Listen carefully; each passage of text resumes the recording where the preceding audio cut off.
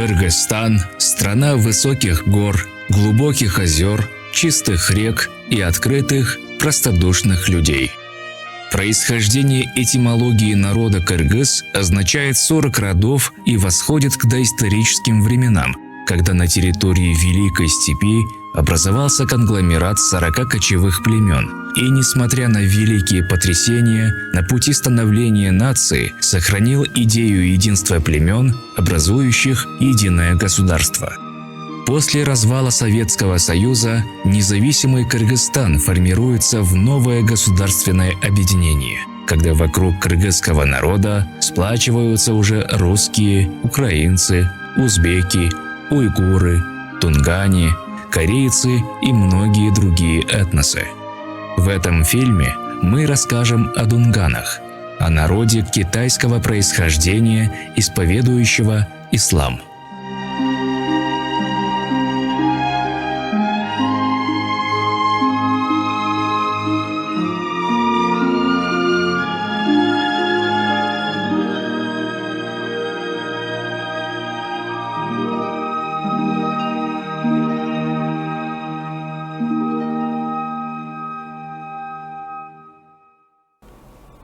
Я был немножко так в шоке, да, что на самом деле мало кто знает.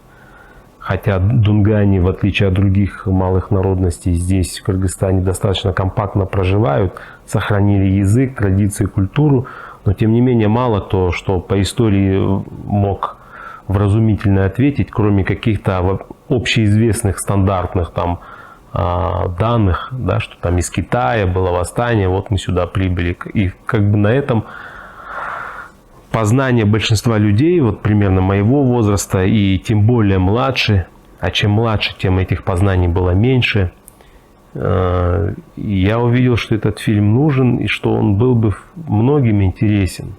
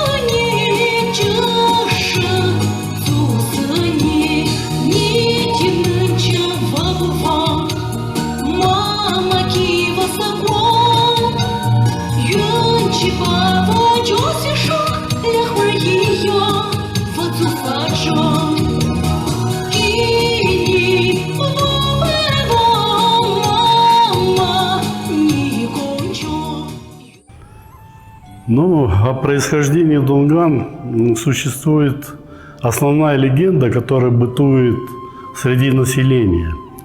Якобы танский император, ему приснилось во сне, что на него напал якобы какое-то чудовище. И он, когда проснулся, он обратился к своему звездочету и спросил, что это значит. Тот объяснил, что чудовище – это враги Китая, а тот, кто спас императора, это пророк Мухаммед. И после этого китайский император послал послов к Мухаммеду пророку, он послал своих людей и около 3000 воинов.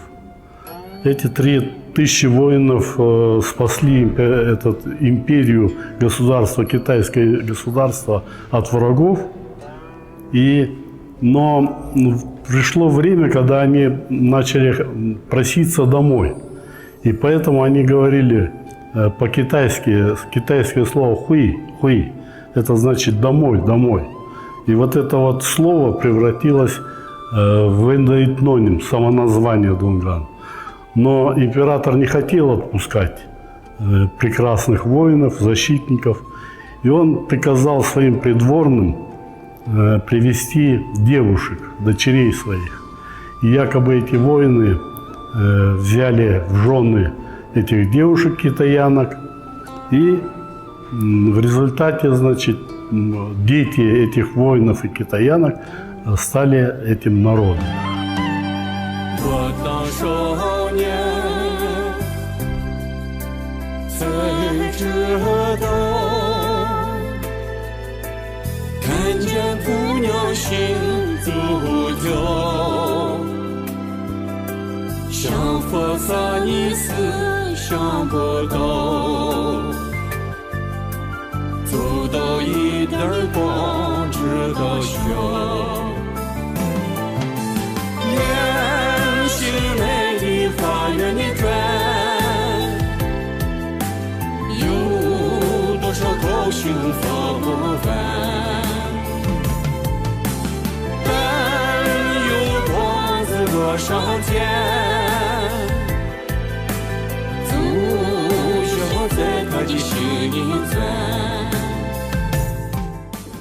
На самом деле в составе в этногенезе Дунган сыграли роль многие народы.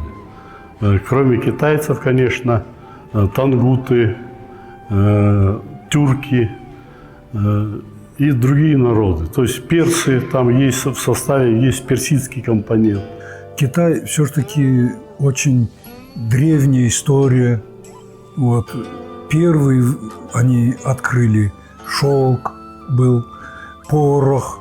Правильно? Вот много что первое было. Особенно Великий Шелковый путь. И вот эти купцы, когда возили товар, когда пошел товар за границу, вдоль этих дорог поселялись люди разной национальности. Узбек поехал, там чахану открыл, вот тот, еще где-то кто-то.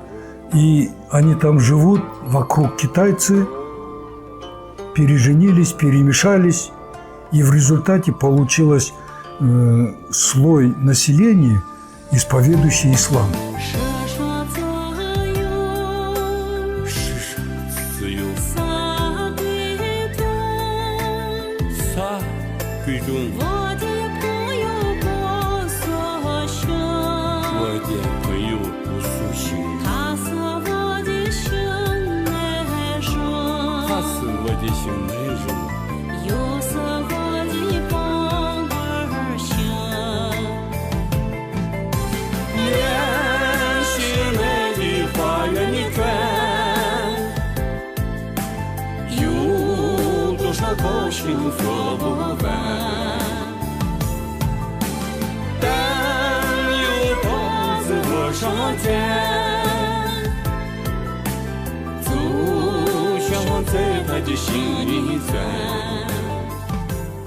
И сегодня делегации, значит, ученые, которые посещают сегодня наши села, они видят живую историю в том виде, в котором она раньше была в Китае, который сегодня ее там уже не увидишь, ее нету. А именно мы здесь, вот, живя в Кыргызстане более 140 лет, вот эту всю язык, естественно, культуру, традиции, обычаи, мы ее сохранили. К середине XIX века китайский император закрыл рынок страны всем коммерсантам и контрабандистам опиума из Англии и Индии. Теряя выгодный рынок, Великобритания объявила войну Китаю и, одержав победу с помощью США и Франции, получила огромную контрибуцию – остров Гонконг и гигантский источник дохода от продажи опиума. Наркомания, деградация общества и массовое вымирание населения привели к ослаблению государства. Бремя кабального мира пало на плечи простых крестьян, что привело к массовому восстанию по всей стране. Чтобы погасить это восстание, нужно было расчленить общество, чтобы погасить его не в общей масштабе, а по деталям. Поэтому среди населения было распространено такое мнение, что во всем виноваты мусульмане. Мусульмане говорят, во всем виноваты китайцы. Почему? Они курят опиум, они пьют водку, они не работают. А те говорят, что мусульмане, они пришлые, что здесь на Китае вообще не было мусульман. Вот. Они хитрые, они не курят, не пьют. И они лучше живут, они все скупили. Вот на этом низменном антагонизме была построена идеология войны китайцев с дунганами. Горел Шаньси, Ганьсу, Юньнянь. Бурлил окраинный Цинцзян. Озлобленный бездомный сброд терзал ограбленный народ. Зашедший в дом незваный гость зарезать мог за риса горсть. А императорский Юанфэй страшнее был любых зверей. И нищий люд сожженных сел разбойничей дорогой шел. Собаки жрали мертвецов, а люди – одичавших псов. Первыми на территории Кыргызстана пришли дунгане, которые в настоящее время проживают в Ирдыке, рядом с Караколом. Потом через несколько дней, через 10 или сейчас точно не помню, появилась вторая группа под предводительством Бианху, одного из главных предводителей этого восстания. Они перешли в районе Нарына, там они по приказу местной администрации сложили оружие, а потом им разрешили основать свое селение. Таким образом появилось селение Каракунус, тогда сейчас называется Масанчи, и Шортубе, Сортубе сейчас. Ну и третья группа перешла в районе Аша. И в это время они расселились по всей Ферганской долине. А потом по договору 1881 года часть вот этого Куджинского края должна была передана Китаю, а часть оставалась за Россией. И в этот период произошел второй период переселения дунган, вторая волна. Эти дунгане расселялись по пути от Джаркента до Пешпека. Предки нынешних населенных пунктов Александровка, Милянфан – это как раз представители этой группы. Мы находимся на одном из старейших кладбищ. Это отдельно вынесенное кладбище от общего кладбища, потому что здесь похоронены наши первые лидеры, которые привели дунган на эту благодатную землю. Аллаху Акбар! Аллаху Акбар! Аллаху Акбар!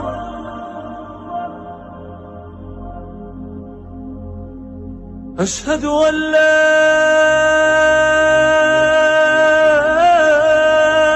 إله إلا الله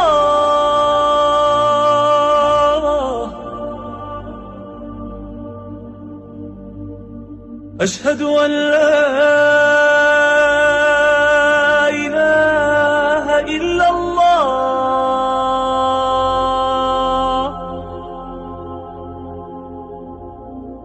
أشهد أن محمدًا رسول الله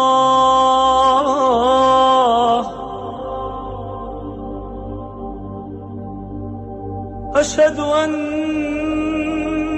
محمدًا رسول الله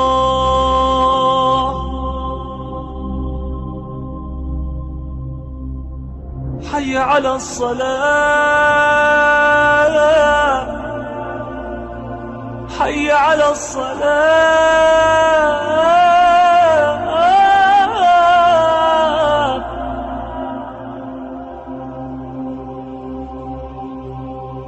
حي على الفلاح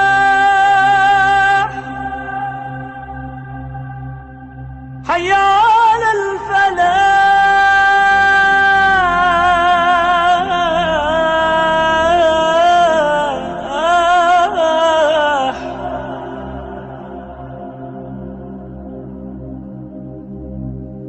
حي على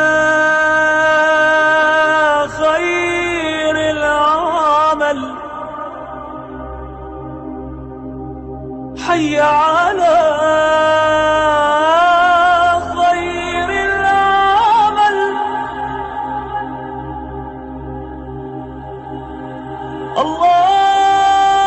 الله أكبر الله أكبر لا إله إلا الله لا إله إلا الله. Конечно, более 140 лет мы живем в Кыргызстане, в Казахстане, как вот переселились с Китая. Вот, спасибо казахскому народу, казахам, кыргызам, что нас приняли, как говорится, приютили и стали братьями, жили бок о бок столько лет, и, как говорите, прошли все трудности и хорошее вместе все делили. Аж не верится, что было такое время, вот пришли люди с какой-то другой страны, жили, встретили, даже не зная языка, сразу протягиваете руку дружбы, хлеб, соль. Вот это, знаете, как-то было, что ли, у них более было духовное богатство, что ли, больше у людей и ценностей в этом отношении. Всекитайское восстание против империи Цин превратилось в межэтническую резню, где больше всего пострадали мусульмане. Остатки выживших тунган перешли Тяньшанские горы под покровительство Российской империи и расселились на территориях нынешнего Казахстана и Кыргызстана. Но на новых землях дунган ждали новые испытания. К началу XX века царская Россия вступала в полосу классовых, экономических и политических потрясений. На фоне крестьянских бунтов, стачек рабочих, нехватки земель и безработицы Россия вступила в Первую мировую войну. Дунгане, не обладая преференцией центральноазиатских народов, не привлекаться на службу в армии царской России, воевали на фронтах русско-японской и Первой мировой войны. Однако они поддержали восстание 1916 года, вспыхнувшее после призыва туземного населения Туркестана на тыловые работы, за что жители города Прижевальска и села Ирдык были частично перебиты. Оставшиеся бежали в Китай. Активным организатором восстания был лидер дунганских общин волостной Булар Магуев. Опасаясь самых непредсказуемых последствий, царская охранка изолировала его от общения с собратьями, и в самую горячую фазу кровавых событий Булар-Баатыр находился в тюремной камере. Кыргызский историк и участник восстания Белет Солтоноев свидетельствовал, что Булар Магуев открыл в Сартобе столовую и 3 месяца кормил 1500 беженцев. Будучи состоятельным человеком, он установил для них 40 юрт и 40 казанов, и тем самым спас многих обездоленных кыргызов и казахов. Когда свершилась Октябрьская революция большевиков, ее с воодушевлением поддержали наряду с казахами и кыргызами и дунгане. Героями революции и гражданской войны с белогвардейцами стали Лива Засур, Яклосы Заваза, Идиза Машанло, Жанваху Людю под началом легендарного Магаза Масанчи, впоследствии ставшего народным комиссаром и прокурором Узбекской ССР. Вот и Дунганский кавалерийский полк под его командованием, сформированный в городе Верном и переброшенный в город Ташкент для подавления басмачей. Среди красноармейцев ходила даже поговорка: «Идет Масанчи, бегут басмачи». Обладая многовековой земледельческой культурой, дунгане быстро становились зажиточными, как при царе, так и во времена НЭПа. Когда же наступила эра сталинской коллективизации, дунгане добровольно сдали свои богатства в общее пользование и стали передовыми колхозниками и стахановцами.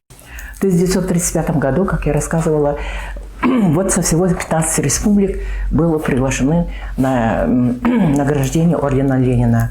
Из нашего села вот 4 Вамаза, Мевчин, Вамаза, ФМР и Мевчин. Вот 4 получили высокую награду тогда.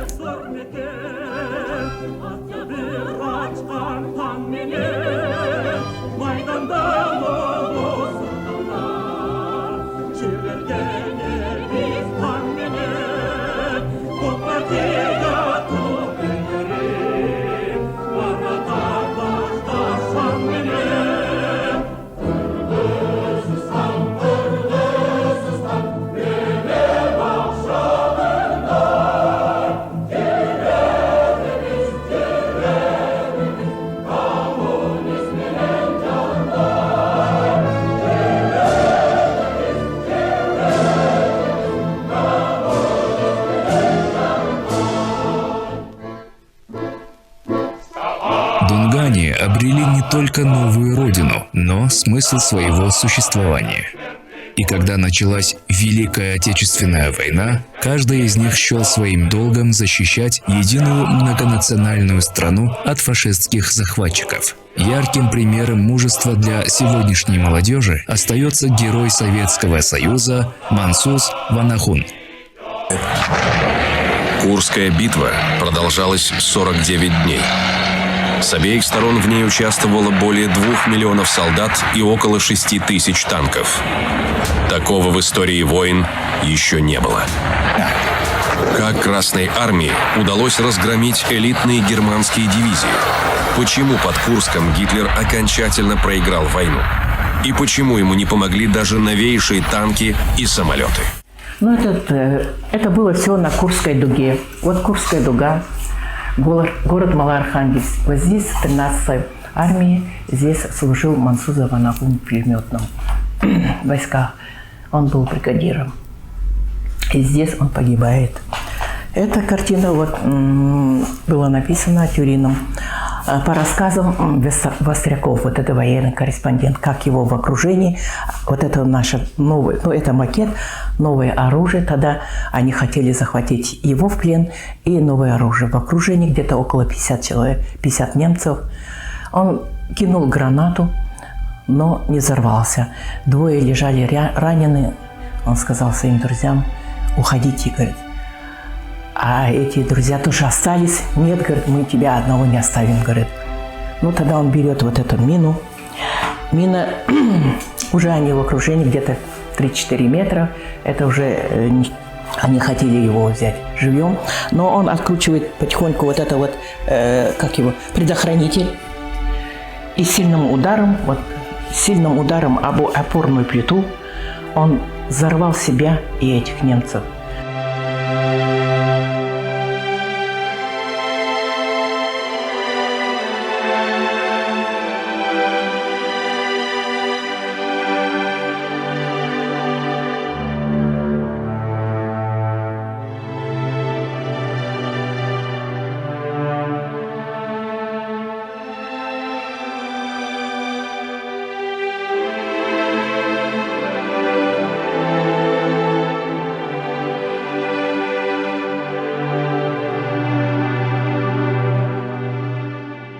В общем, привитие культуры детям, особенно из дунганских семей, имело большое значение, потому что образование тогда не было престижным. Вот благодаря ему за 17 лет своей деятельности, будучи директором школы, он сумел выпустить столько выпускников школы, которые потом пошли в вузы. Оттуда уже, в общем-то, школа стала хорошим очагом или кузницей для будущей дунганской интеллигенции. Другое поколение, новые таланты. Воспитанник Московской консерватории Хусейн Мухтаров, ария Дона Базилио.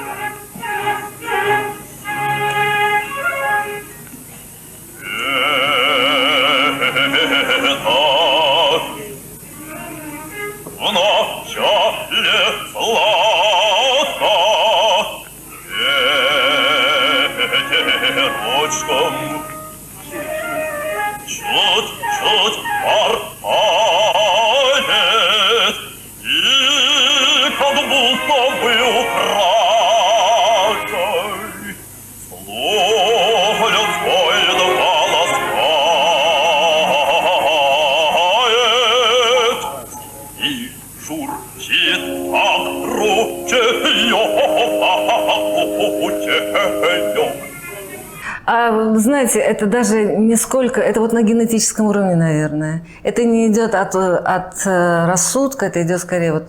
Потому что мне часто говорят, слушай, у тебя образы, они... Вот невольно, ты даже вот не пишешь дунгани, но они невольно получаются ими, дунганами. То есть вот даже если взять вот эту работу, я даже не думала, что это дунгани, но мне сказали, это дунгани.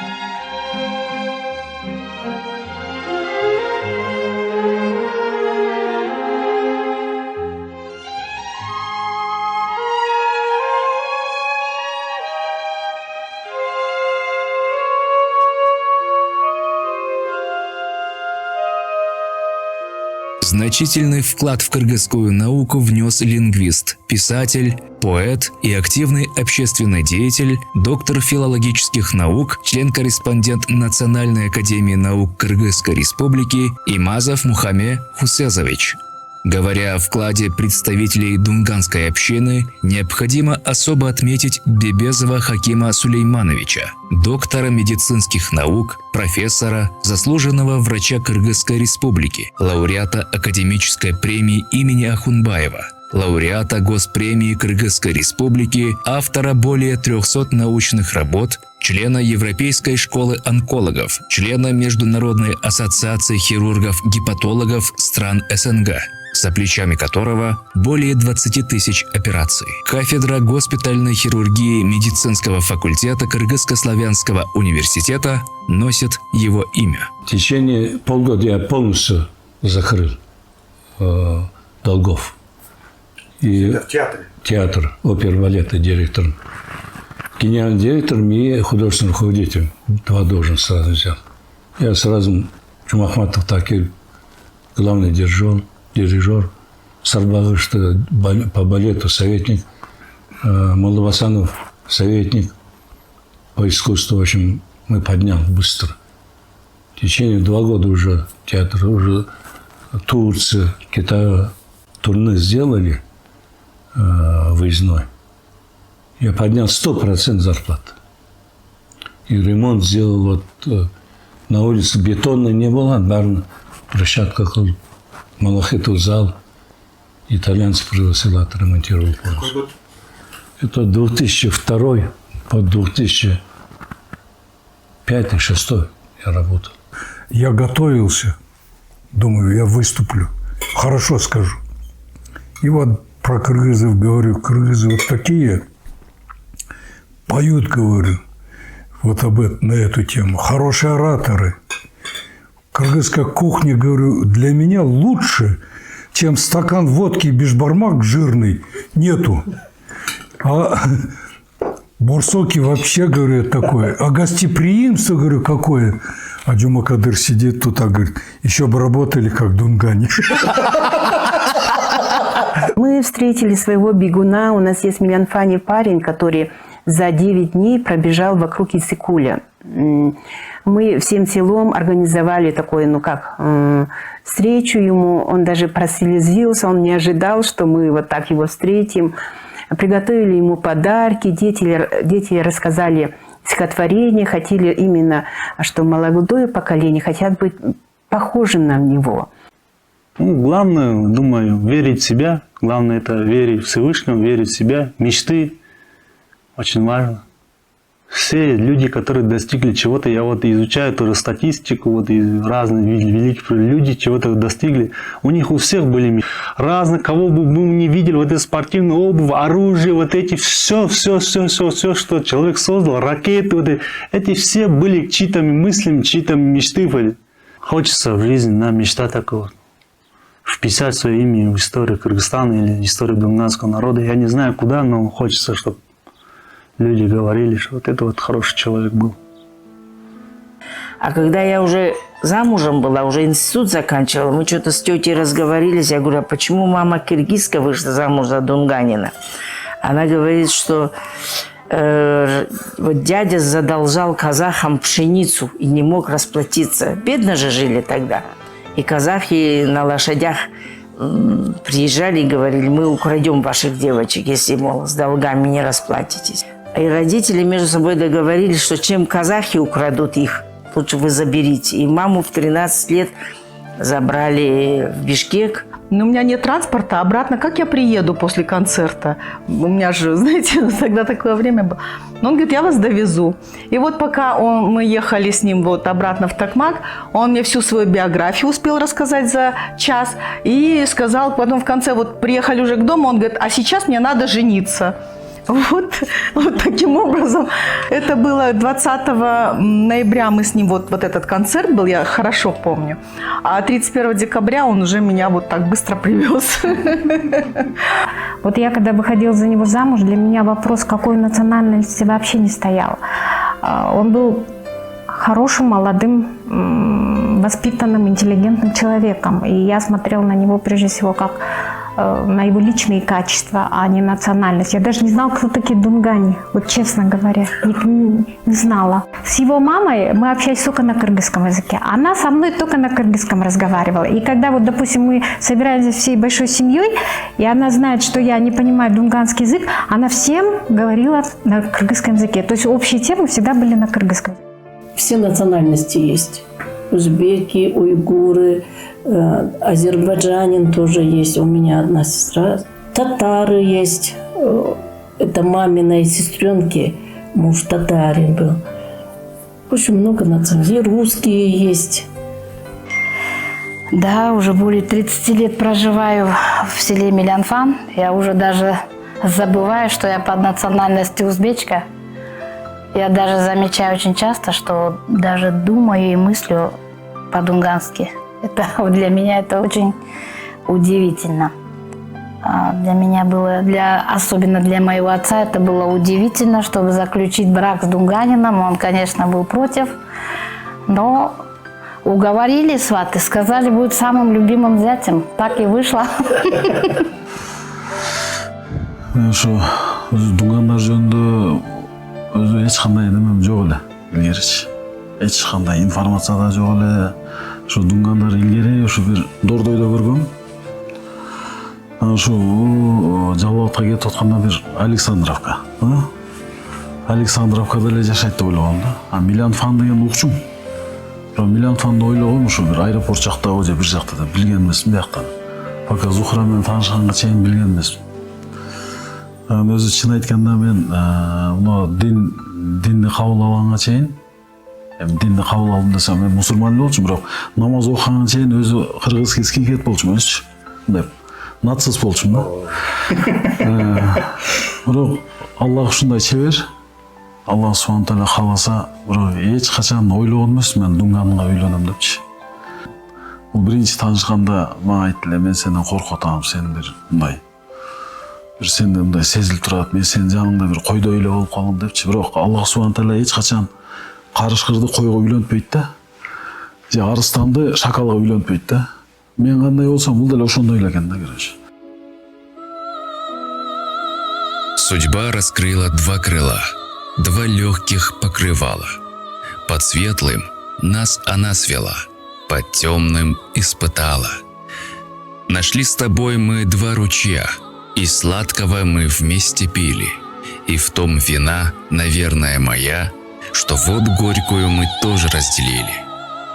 Теперь у нас с тобою два птенца, Пусть их поднимут наши крылья, и в них не будет нам с тобой конца, и значит, воду горькую не зря мы пили. Например, всем нравится здесь жить, условия позволяют, работают. Уже 140 лет живут, например, никаких проблем таких и не видят, да. Лишь бы было стабильно и все спокойно, да, для Кыргызстана. Все. Наши этнос, они, я же еще раз говорю, в основном сельское хозяйство, земля, они легко могут прокормить себя. И люди, например, настроены очень, можно сказать, чтобы здесь их не жили, их дети, чтобы их внуки все жили. Потому что, например, никто не хочет уезжать, всем нравится здесь. И природные условия нравятся, и все, и сам народ. Мы малой народности все в себя нашли в этой пространстве, чтобы мы не потерялись. Не только мы боролись раньше за что? Чтобы мы сохранили свою традицию, свою культуру, обычаи, язык. А теперь мы должны ускоряться, еще знать обычаи, культуру других народностей. Вы понимаете? Иначе мы отстанем.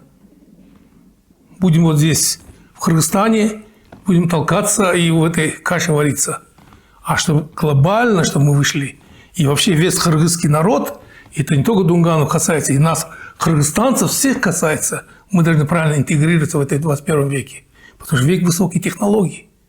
Никогда не было и никогда нет, и я думаю, никогда не будет какой-то народности, которая полностью возникла независимо и развивается полностью независимо, без какого-либо влияния других культур, других языков. Любой язык посмотри, там множество слов из других языков, особенно тех языков, народы которых по соседству проживали. Кухня, одежда, все это постоянно, мир, он постоянно взаимно обогащается. Я думаю, очень гармонично представители дунганского этноса, как, впрочем, и любого другого, будут вписываться. И в этом есть благо для Кыргызстана. И для этих народностей, и для Кыргызстана это какое-то, наверное, обоюдно выгодная, обоюдно интересная такая деятельность.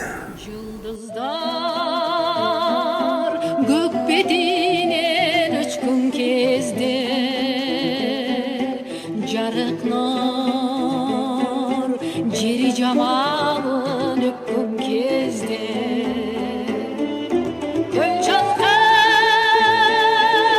тоңор койнун ачкан кезде Дил жарыгы таң күлкүсүн чачкан кезде Көркүңө көрк кошулар